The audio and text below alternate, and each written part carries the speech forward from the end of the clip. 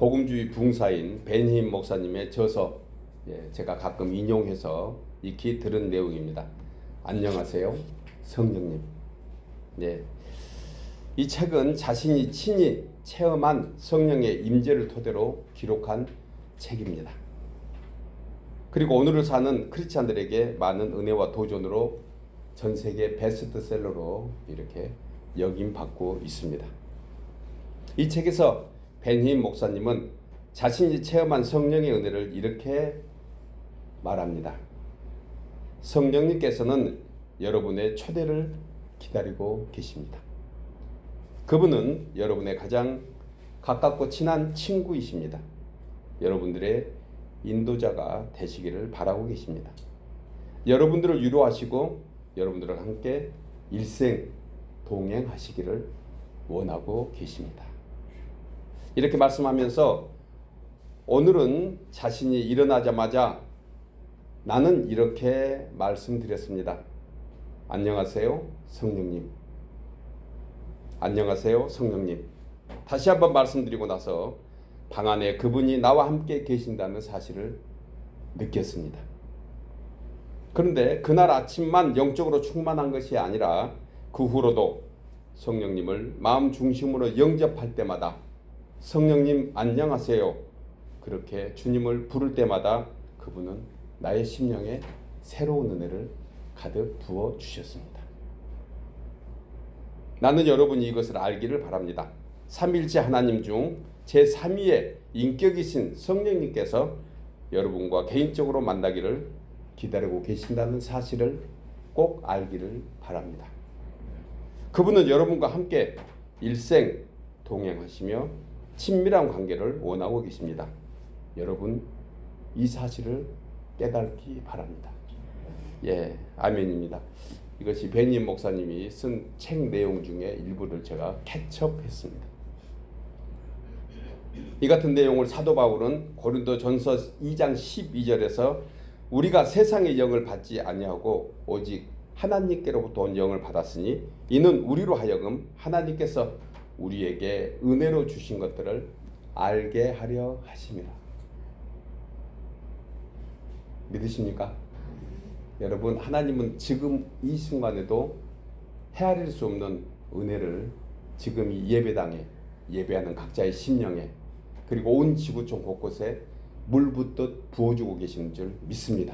중요한 것은 오늘 깨달아야 돼요. 오늘 그것을 함께 나누려고 합니다. 여러분, 성도된 우리가 이 세상을 사는 동안 하나님의 은혜와 사랑 안에서 사는 것임을 알고 느끼고 확신하기 위해서 우리는 한 가지 큰 은혜 안에 있는 것이 성령께서 함께 하신다는 사실이에요. 그래서 바울은 성령을 쫓아 살아야 한다고 얘기합니다. 이 의미는 성령 안에서 살라는 것입니다. 중요한 것은 이 말씀의 시제가 현재 분사라는 것이에요. 현재 진행.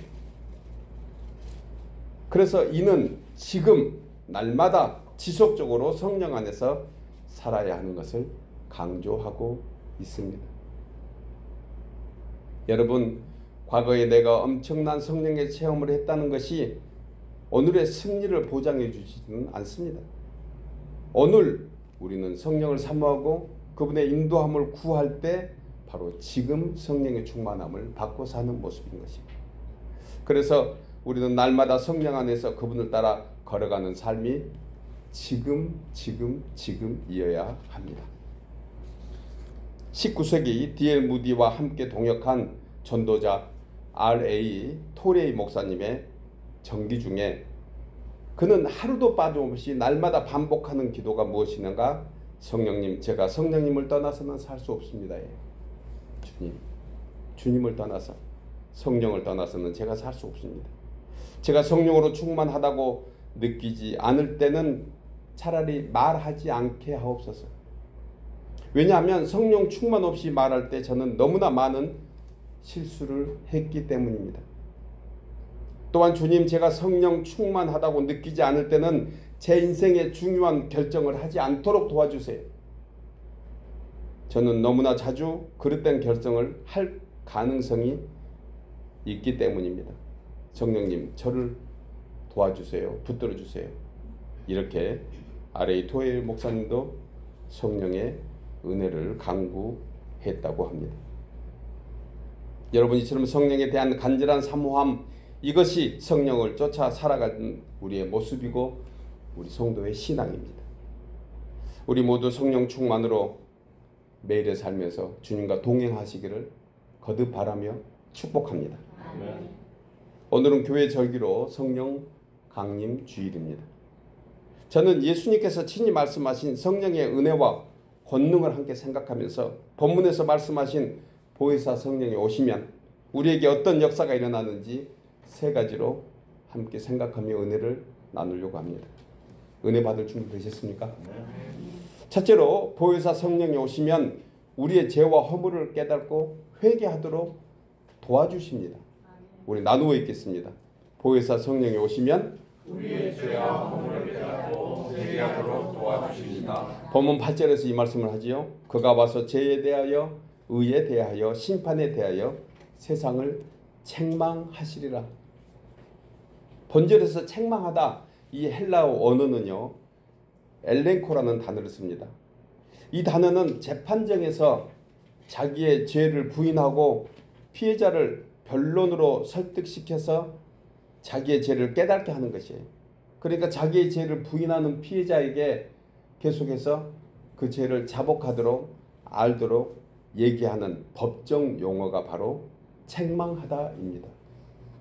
즉 보혜사 성령께서 하시는 첫 번째 역사가 우리 자신은 하나님 앞에서 죄인임을 깨닫고 고백하도록 도와주시는 것이에요. 여러분, 우리가 이 세상에서 잘 먹고 잘 사도록만 도와주는 것이 아니고 그 잘 먹고 잘 사도록 하는 첫째의 시작은 우리의 연약함, 우리의 죄와 허물이 있음을 알고 주님께 고백할 때 비로소 우리는 이 땅에서 하나님의 은혜 가운데 살게 하신다는 것입니다. 그래서 여러분, 여기서 죄를 깨닫게 하시는 것은 단지 인간의 윤리나 양심적인 무슨 죄를 지은 것, 이것을 일일이 기억나게 하시고 그것으로 죄를 고백하게 하는 그런 차원이 아닙니다. 이 죄에 대한 단어를 원문에 보면 신으로 표현하고 있기 때문에 그렇습니다. 이것은 원죄를 얘기한 거예요. 아담의 원죄인 불순종과 교만의 죄성을 물리치지 않고서는, 그것이 해결되지 않고서는 우리는 그 죄의 근원에서 계속해서 뿌리 뽑혀지지 않는 그런 죄가 발생하고 있다는 사실을 하나님은 가장 잘 먼저 아시고 해결해 주시려고 하신 것입니다. 이것은 하나님의 은혜가 아니고서는 결코 해결할 수 없다는 사실을 우리 모두 알아야 돼요. 이것을 전적 타락이라고 얘기합니다. 장로교리의 교리 중에 칼빈의 5대 교리가 있습니다. 익히 들어서 아실 것입니다. 그 첫 번째가 인간의 전적 부패, 완전 타락을 얘기하는 것이에요. 이는 사람의 타락은 완전한 타락이므로 아무것도 스스로 할 수 없다는 신앙 고백의 기초가 되는 것입니다. 이 고백의 시작이 곧 하나님의 은혜 안에서 살아가겠다는 믿음의 고백인 줄 믿습니다. 이 고백이 없이는 하나님을 온전히 만날 수 없기 때문에 그래요. 여러분, 사람이 죄인임을 깨닫고 인정하는 것이 얼마나 높은 수준의 신앙인지 모릅니다. 저는 이 고백은 성도의 신앙의 기초이며 믿음의 탑을 세워가는 그런 파운데이션이라고 생각합니다. 기초가 되는 거예요.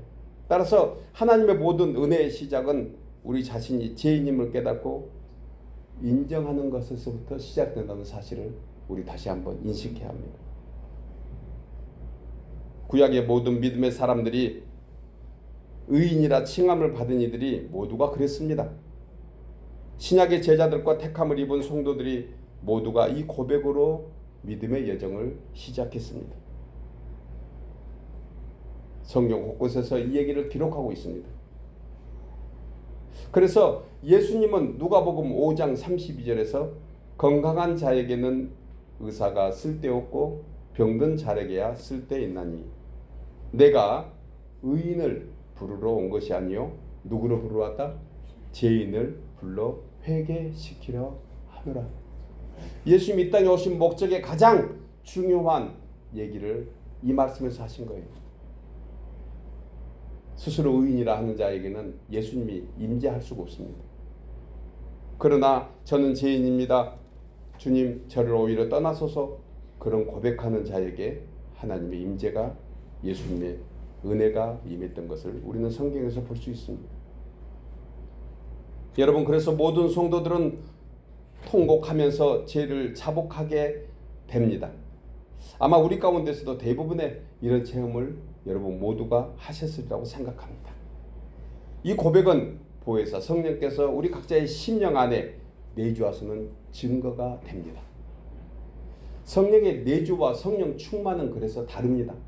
성령의 내주는 우리가 죄인임을 깨닫고 고백하는 그 순간 성령이 우리 안에 내주하시고, 성령 충만은 내주하신 그 주님이 우리의 모든 삶의 영역 전 부분에서 역사하도록 자꾸 내어드리는 것이 성령 충만이기 때문에 그렇습니다. 예수님은 마태복음 5장에서 산상수훈을 통해서 복 있는 사람이 누구인가 말씀하면서 팔복의 공통 분모가 이렇습니다. 팔복의 공통 분모는 우리가 죄인임을 깨닫고 우리의 연약함을 고백할 때 시작되는 하나님의 은혜가 바로 팔복인 거예요. 여러분, 모든 인생은 하나님의 복 가운데 살아야 됩니다. 그러기 위해서 우리의 연약한 우리의 죄임을 고백해야 돼요. 이 복의 근원은 심령이 가난한 자, 즉 죄인임을 깨닫고 자신의 연약함과 부족함을 고백하는 사람인 줄 믿습니다. 저와 여러분이 그와 같은 사람이 되는 줄 믿습니다. 성경은 이를 겸손한 자라고 했습니다. 반대로 자신의 죄를 깨닫지도 알지도 못하는 사람을 일컬어 교만한 자라고 일컬어 말씀합니다. 오만한 자라고 했습니다. 잠언 16장 18절에 교만은 패망의 선봉이요 거만한 마음은 넘어짐의 앞잡이니라. 여러분, 겸손한 자와 교만한 자, 이 두 사람을 두고 하나님의 은혜는 누구에게 임할까요? 두말하면 잔소리죠. 그렇다면 우리는 겸손한 자가 돼야 될까요? 교만한 자가 돼야 될까요? 물어보나 마나지요. 겸손한 자, 그러기 위해서 우리는 주님, 저는 못합니다. 주님이 하셔야 합니다. 저는 연약합니다. 주님만이 할 수 있습니다. 주님의 은혜만이 가능합니다. 주여 은혜를 베풀어 주옵소서. 여러분, 이런 사람을 주님이 모른다 하겠습니까? 이렇게 심령이 가난한 자를 주님은 크신 은총으로 위로하시며 은혜와 사랑으로 붙들어 주실 줄 믿습니다. 이처럼 거룩하신 하나님 앞에 서기에는 인간은 전적으로 타락한 존재라는 사실, 그리고 우리 자신도 하나님 앞에 나올 때마다 가난한 심령으로, 애통하는 심령으로 나올 때마다 하나님의 위로와 하나님의 충만한 은혜를 받고 살 수 있다는 것입니다. 여러분, 이런 사람에게 주시는 하나님의 은총은 평강입니다. 평강은 내려놓음에서부터 시작합니다. 붙들고 있으면 불안하고 두렵습니다. 무겁고 힘듭니다. 그것은 세상에서 오는 것들입니다. 그러나 하늘에서 오는 것은 마음에 충만할수록, 가득 찰수록 더 가벼워집니다.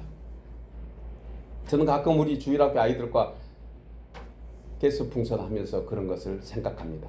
여러분, 풍선에 가스가 가득 차면 가벼워질까요? 무거워질까요?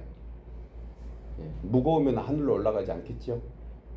오히려 가스가 빠지면 풍선은 더 가벼울 것 같지만 아래로 가라앉습니다. 우리가 하늘에서 내려주는 은혜를 마음에 가득 채울수록 우리는 이 세상에서 평강 가운데 살 수 있는 사람인 이 진리를 우리가 잊지 말기를 주의 이름으로 축복합니다. 여러분, 보혜사 성령께서 오시면 우리의 일상에서 알게 모르게 크고 작은 내가 범한 자그마한 실수와 범죄들이 다 땅으로 내려갑니다. 그리고 하늘에서는 그 은혜를 믿음을 통해서 우리 마음속에 더욱더 평강으로 채워주십니다.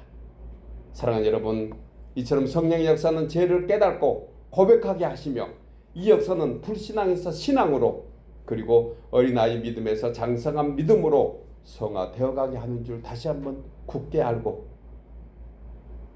보혜사 성령의 은혜를 따라 날마다 우리 스스로 연약하고 우리는 날마다 주 안에서 새롭게 되기를 소원하는 의인의 삶이 되기를 주의 이름으로 축복합니다. 두 번째로 보혜사 성령이 오시면 우리를 모든 진리 가운데로 인도해 주십니다. 나누어 읽겠습니다. 보혜사 성령이 오시면 우리를 모든 진리 가운데로 인도해 주십니다. 본문 13절에 그러나 진리의 성령이 오시면 그가 너희를 모든 진리 가운데로 인도하시리니 그가 스스로 말하지 않고 오직 들은 것을 말하며 장래일을 너희에게 알리시리라고 말씀합니다. 본절에서 예수님은 보혜사 성령께서 오시면 그가 우리를 모든 진리 가운데로 인도하신다고 했는데 여러분 그렇다면 진리는 무엇입니까? 우리는 너무 익히 들어서 잘 알고 있습니다. 그 답은 예수님께서 친히 요한복음 15장 26절에서 이렇게 말씀합니다. 내가 아버지께로부터 너희에게 보내실 보혜사 곧 아버지께로부터 나오시는 진리의 성령이 오실 때에 그가 나를 증언하실 것이라. 진리의 성령이 오시면 진리가 누구신가를 성령께서 말씀하시는데 그분이 말씀하시는 그가 바로 나로다. 예수님이 친히 말씀하신 거예요. 따라서 진리는 곧 예수님 자신을 가르치신 것입니다. 여러분 진리가 무엇입니까? 많은 이야기를 할 수 있지만 한마디로 표현한다면 예수 그리스도입니다. 아멘이죠. 우리는 그 예수 그리스도를 믿음으로 영접했습니다. 그래서 우리 안에는 진리가 항상 머물고 계십니다. 그러므로 진리의 성령이란 예수 그리스도를 증언하시는 성령을 또한 가르칩니다. 요한복음 14장 6절에서 예수님은 자신을 가리켜 이렇게 선포했지요. 내가 곧 길이요 진리요 생명이라. 여러분 이 사실을 고백하는 것이 보혜사 성령의 역사입니다. 얼마나 중요한지 모릅니다. 주님은 나의 길이요 진리요 생명 되십니다. 이렇게 아름다운 고백이 우리의 고백되기를 축복합니다.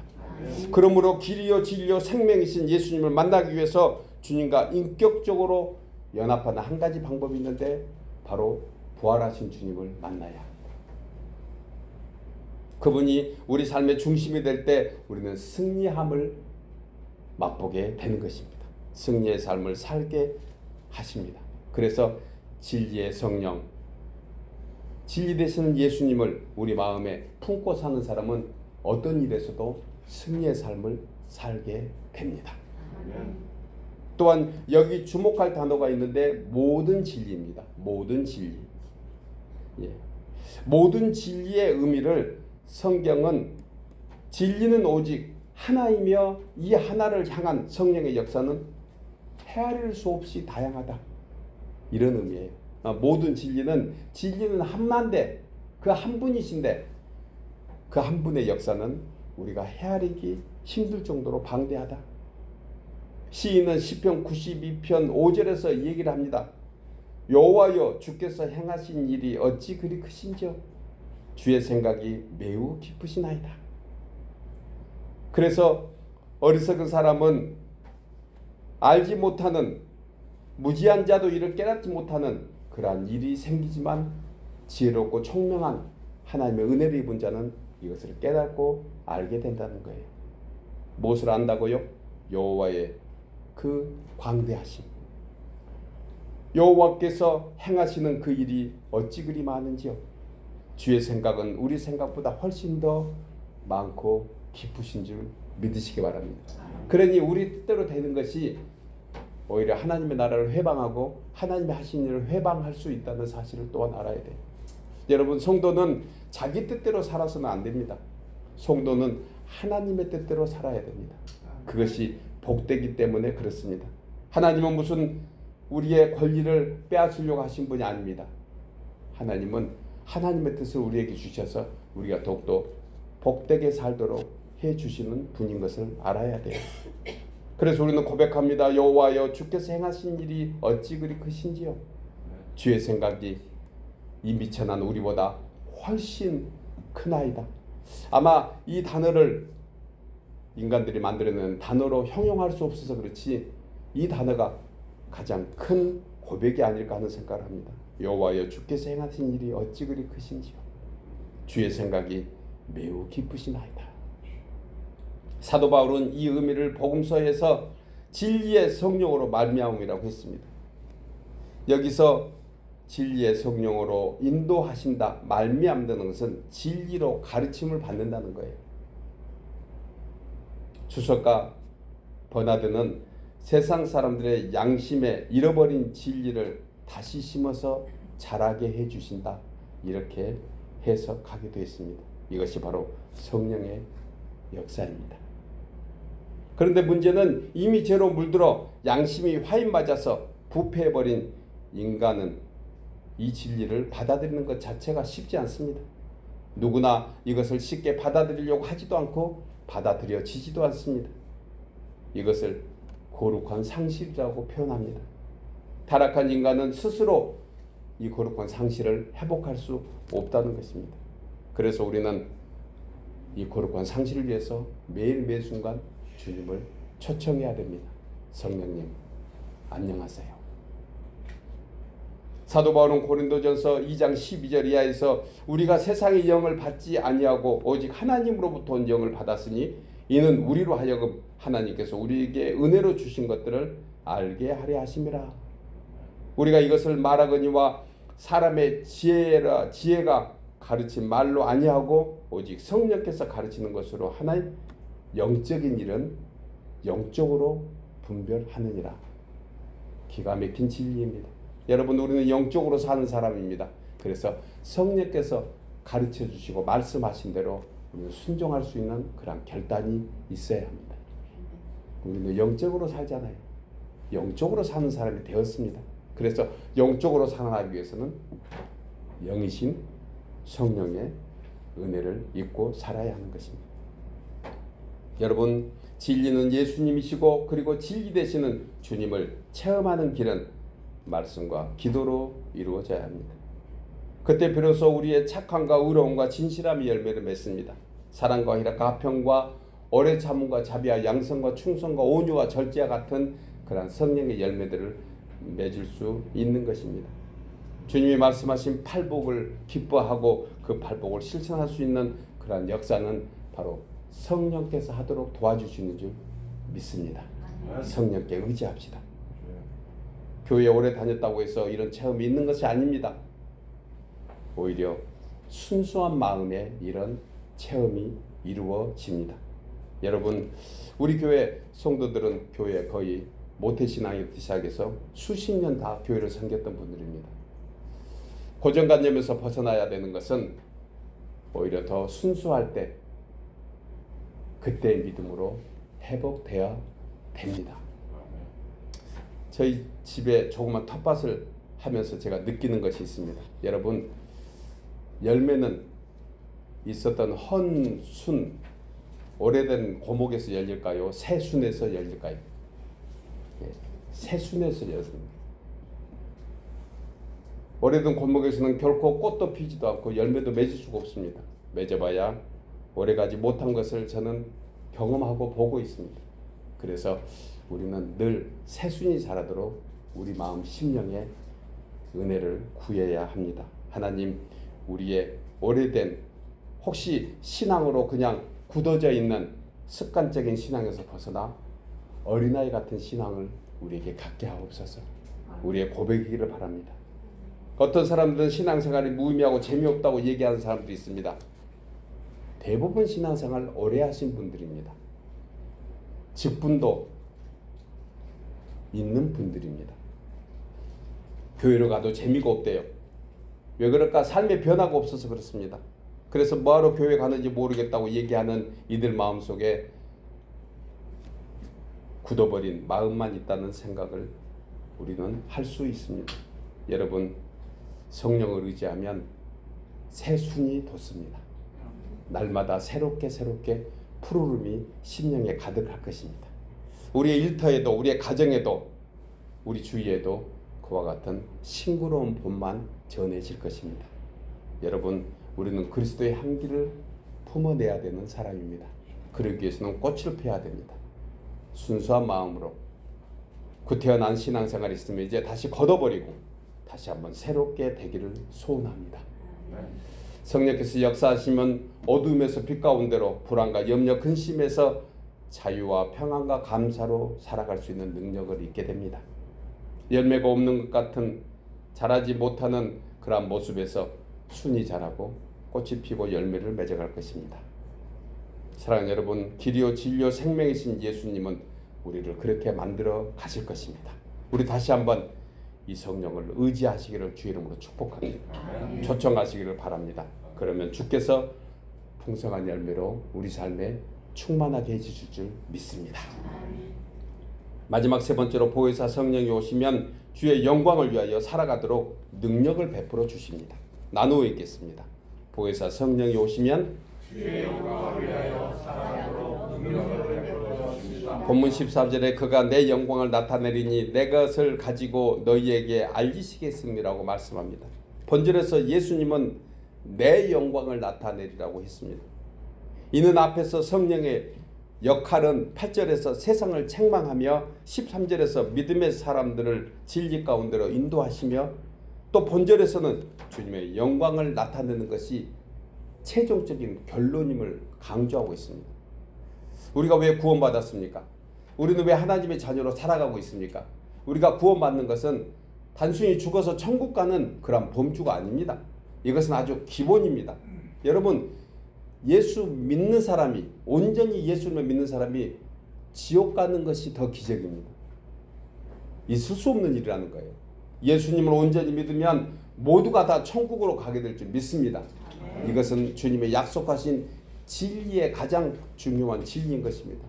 그렇다면 단순히 죽어서 천국 가는 것이 하나님의 구원의 전부일까? 아니라는 거예요. 이 땅에 사는 동안 하나님의 사람으로 기쁘고 감사함으로 살아야 되는 것, 이것 또한 우리가 잘 압니다. 그 기쁨과 감사가 우리를 위해서가 아니라는 사실을 알아야 돼요. 누구를 위한 거다? 주님의 영광을 위해서. 우리가 기쁘고 감사하고 우리가 믿음으로 충만해서 살 수 있는 그러한 이유는 여러분, 우리가 행복하는 것, 그 선을 넘어서도록 하시는 것입니다.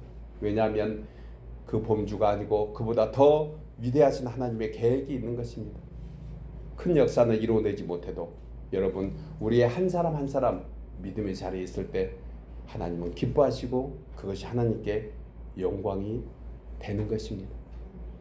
언젠가 말씀드렸지만 창세기에서 하나님이 한 날 한 날, 첫째 날, 둘째 날 모든 것을 하나님의 계획대로 창조하시고 보시기에 좋았더라라고 하셨습니다.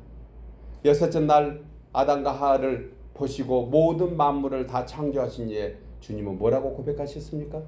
보시기에 심히 좋았더라. 이 원어의 뜻이 무엇이라고 했죠? 제자리에 있더라입니다. 우리 모두는 제자리에 있을 때 하나님께 영광이 됩니다.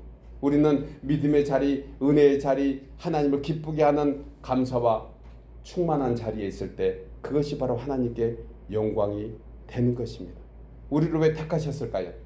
이 땅에서 자유대로, 제대로, 마음대로 살도록 두지 않으셨을까요? 그것은 바로 하나님의 영광을 위해서 우리를 불러주신 줄 믿으시기 바랍니다.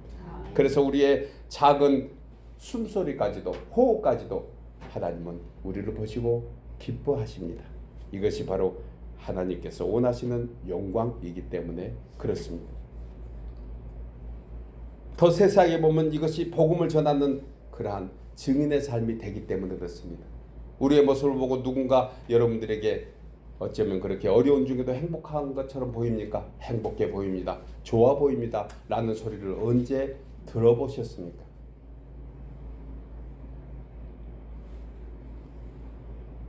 장로님, 권사님, 집사님, 성도님이 믿는 하나님을 나도 믿고 싶다고 그런 얘기를 들어본 적이 언제입니까? 우리는 이와 같이 복음을 전하는 사람으로 살아가야 합니다. 우리의 작은 모습을 보고 엄마 아빠가 믿는 하나님, 그 하나님을 나도 믿겠습니다 라는 우리의 자녀들의 고백이 있기를 함께 소원해 봅니다. 여러분, 성도는 하나님의 은혜를 입고 사는 심령을 얘기합니다.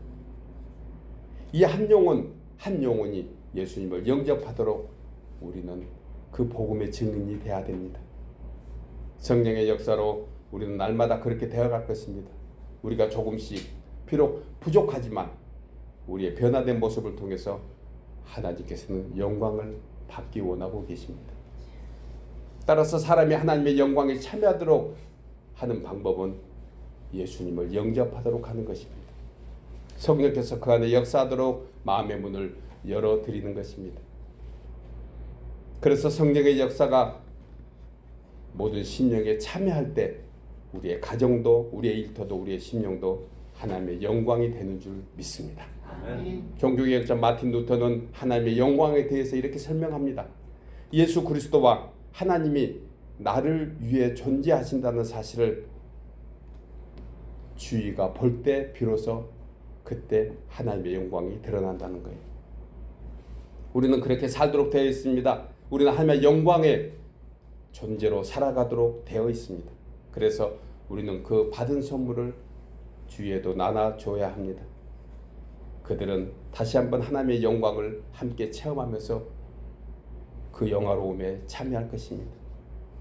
여러분, 하나님은 이것을 사랑이라고 말씀하십니다. 우리는 이 사랑을 우리 모두가 받고 삽니다. 이 사랑이 내 마음에만 머물 것이 아니고 우리의 가정과 일터와 우리의 자녀들에게도 전해지기를 주의 이름으로 소원하며 축복합니다. 우리의 작은 행실을 통해서 많은 사람을 옳은 대로 인도하는 자는 하나님께서 기뻐하신다고 했습니다.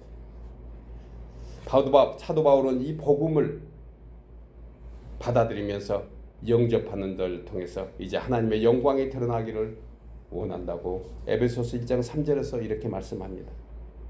예수 안에서 하늘에 속한 모든 신령한 복을 우리에게 주시고 우리로 사랑 안에서 그 앞에 거룩하고 흠이 없게 하시려고 하나님의 뜻대로 자녀가 되게 하신 것은 이 같은 하나님의 은혜를 입은 우리를 통해서 하나님의 영광을 찬송하게 하려 합니다.